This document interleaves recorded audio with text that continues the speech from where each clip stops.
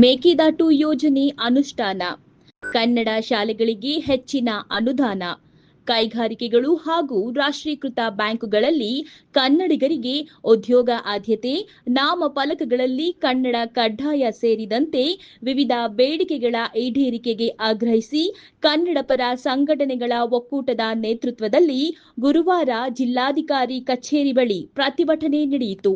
ಪ್ರತಿಭಟನಾಕಾರರು ಜಿಲ್ಲಾಧಿಕಾರಿಗಳ ಮೂಲಕ ಸರ್ಕಾರಕ್ಕೆ ಮನವಿ ಸಲ್ಲಿಸಿ ಕನ್ನಡ ನಾಡು, ನುಡಿ, ಗಡಿ ಹಾಗೂ ನೀರಾವರಿ ಸಮಸ್ಯೆಗಳ ನಿವಾರಣೆಗೆ ಸರ್ಕಾರ ಆದ್ಯತೆ ನೀಡಬೇಕು ಎಂದು ಒತ್ತಾಯಿಸಿದರು. ಕನ್ನಡ ಸೇನೆ ಜಿಲ್ಲಾಧ್ಯಕ್ಷ ಡಾಕ್ಟರ್ ಧನ್ಯಾಕುಮಾರ್ ಮಾತನಾಡಿ, ವಸಂತ ನರಸಾಪುರ ಹಾಗೂ ಎಚ್ಎಎಲ್ ಸೇರಿದಂತೆ ಕೈಗಾರಿಕಾ ಪ್ರದೇಶಗಳಿಗೆ ಕನ್ನಡಿಗ ರೈತರು ಜಮೀನು ನೀಡಿದ್ದಾರೆ.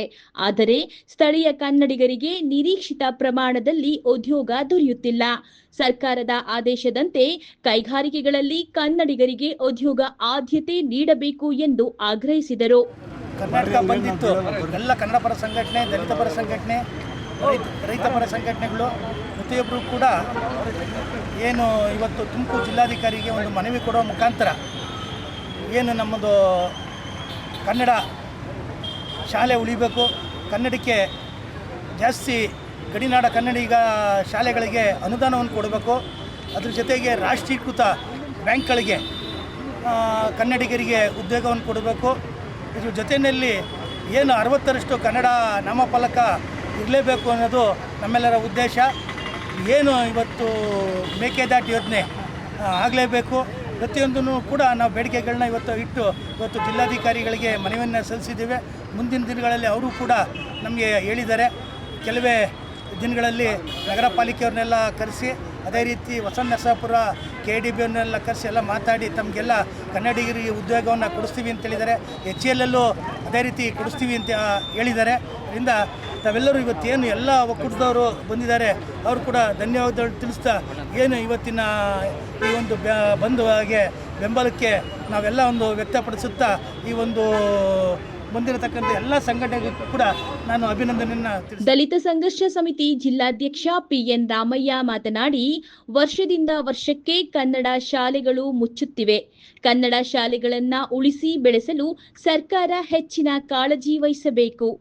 IAS, IPS ಅಧಿಕಾರಿಗಳು, ನ್ಯಾಯಾಧೀಶರು, ರಾಜಕಾರಣಿಗಳು ಹಾಗೂ ಸರ್ಕಾರಿ ನೌಕರರು ತಮ್ಮ ಮಕ್ಕಳನ್ನ ಸರ್ಕಾರಿ ಶಾಲೆಗಳಿಗೆ ಸೇರಿಸುವ ಮೂಲಕ ಮಾದರಿಯಾಗಬೇಕು ಎಂದು ಹೇಳಿದರು. ಕನ್ನಡ ಶಾಲೆಗಳು ಉಳಿಬೇಕು, ಕನ್ನಡಿಗರಿಗೆ ಈ ರಾಜ್ಯದಲ್ಲಿ ಉದ್ಯೋಗಗಳನ್ನು ಕೊಡಬೇಕು. ಇವತ್ತು ಫ್ಯಾಕ್ಟ್ರಿಗಳಲ್ಲಿ ಕನ್ನಡಿಗರಿಗೆ ಆದ್ಯತೆ ಇಲ್ಲ, ಬ್ಯಾಂಕುಗಳಲ್ಲಿ ಇವತ್ತು ಕನ್ನಡಿಗರಿಗೆ ಉದ್ಯೋಗ ಇಲ್ಲ. ಆಮೇಲೆ ಸಾಕಷ್ಟು ಫ್ಯಾಕ್ಟ್ರಿಗಳಿದ್ದಾವೆ, ಫ್ಯಾಕ್ಟ್ರಿಗಳಲ್ಲಿ ಕನ್ನಡಿಗರಿಗೆ ಆದ್ಯತೆ ಕೊಡ್ತೀನಿ ಅಂತ ಹೇಳಿರ್ತಕ್ಕಂಥ ವಸಂತ ನರಸಾಪುರ ಆಗಿರ್ಬೋದು ಫ್ಯಾಕ್ಟ್ರಿ ಕೂಡ ಕನ್ನಡ ನಾಡಿನಲ್ಲಿರ್ತಕ್ಕಂಥ ಸ್ಥಳೀಯರಿಗೆ ಯಾವುದೇ ರೀತಿ ಆದ್ಯತೆ ಕೊಡ್ತಾರೆ. ಜಿಲ್ಲಾಡಳಿತಕ್ಕೆ ಈಗಾಗಲೇ ನಾಮಫಲಕದ ಬಗ್ಗೆ ನಾವು ಮಾತಾಡಿದ್ದೀವಿ, ಅಧಿಕಾರಿಗಳ ಜೊತೆ ಮಾಡ್ತೀವಿ. ಎಷ್ಟೇ ಮನವಿ ಮಾಡಿದ್ರೂ ಜಿಲ್ಲಾಡಳಿತ ಒಂದು ಸಭೆ ಕರಿಬೇಕು. ತುರ್ತಾಗಿ ಕನ್ನಡ ಸಂಘಟನೆ ಮುಖಂಡರುಗಳನ್ನ, ಸಾಹಿತ್ಯ ಪರಿಷತ್ತಿನ ಎಲ್ಲ ಸಂಘಟನೆಗಳು ಕರೆಯೋದ್ರ ಮೂಲಕ ಕನ್ನಡದ ವಿಚಾರದ ಬಗ್ಗೆ ಎಲ್ಲ ಒಂದು ವಿಸ್ತೃತವಾಗಿ ಸಮಸ್ಯೆ ಬಗೆಹರಿಸೋದ್ರ ಮೂಲಕ ಈ ನಾಡು ನುಡಿ ತುಮಕೂರು ಜಿಲ್ಲೆಯಲ್ಲಿ ಕನ್ನಡಿಗರಿಗೆ ಮೊದಲು ಆದ್ಯತೆ ಇರಬೇಕು. ಈ ನಾಡಿನಲ್ಲಿ ಕನ್ನಡಿಗರಿಗೆ ಮೊದಲು ಆದ್ಯತೆ ಕೊಡಬೇಕು. MAS ಪುಂಡಾಟಿಕೆಯನ್ನು ತಡೆಗಟ್ಟಬೇಕು. ಯಾವುದೇ ರೀತಿ MAS ಪುಂಡಾಟಿಕೆ ಏನಾರನ್ನು ತೆಗೆದ್ರೆ ಅವ್ರಿಗೆ ಕೂಡ ಜೈಲಿಗೆ ಹಾಕೋದ್ರ ಮೂಲಕ ನಾಡು ನಮ್ಮದು, ನುಡಿ ನಮ್ಮದು, ಜಲ ನಮ್ಮದು, ನೀರು ನಮ್ಮದು. ಆದರೆ ಸುಮ್ಮನೆ ಬಂದು ನಾಡಿನಲ್ಲಿ ಪ್ರಚೋದನೆ ಮಾಡ್ತಾರೆ. ಈ ರೀತಿ ಬಿಡಬೇಕಂದ ಕರ್ನಾಟಕ ರಾಜ್ಯದ ಮುಖ್ಯಮಂತ್ರಿಗಳು, ಗೃಹ ಮಂತ್ರಿಗಳೇನಿದ್ರೆ ಅವರ ತಕ್ಕ ಪಡಕ ಸಮೇತ ಅವ್ರ ಕ್ರಮ ತಗೊಳೋದ್ರ ಮೂಲಕ ಅವರ ನಾಡು ನುಡಿ ಬಗ್ಗೆ ಹೆಚ್ಚು ಆಸಕ್ತಿ ವಹಿಸಬೇಕಂತೇಳಿ ಈ ಸಂದರ್ಭದಲ್ಲಿ ನಾನು ಒತ್ತಾಯಿಸ್ತಾ ಇದ್ದೀನಿ. ಕನ್ನಡ ಮತ್ತು ಸಂಸ್ಕೃತಿ ವೇದಿಕೆ ಜಿಲ್ಲಾಧ್ಯಕ್ಷ ಬಸವರಾಜು ಮಾತನಾಡಿ, ಕನ್ನಡಿಗರ ಉದ್ಯೋಗಕ್ಕೆ ಆದ್ಯತೆ ನೀಡುವುದರ ಜೊತೆಗೆ ಕನ್ನಡ ಮಾಧ್ಯಮ ಶಾಲೆಗಳನ್ನು ಅಭಿವೃದ್ಧಿಪಡಿಸಬೇಕು ಹಾಗೂ ರಾಜ್ಯದ ನೀರಾವರಿ ಯೋಜನೆಗಳನ್ನ ಶೀಘ್ರ ಪೂರ್ಣಗೊಳಿಸಬೇಕು ಎಂದು ಆಗ್ರಹಿಸಿದರು. ಕನ್ನಡ ಸಂಸ್ಕೃತಿ ವೇದಿಕೆ, ಕನ್ನಡ ಮತ್ತು ಸಂಸ್ಕೃತಿ ವೇದಿಕೆ ಜಿಲ್ಲಾಧ್ಯಕ್ಷರು ಬಸವರಾಜ್.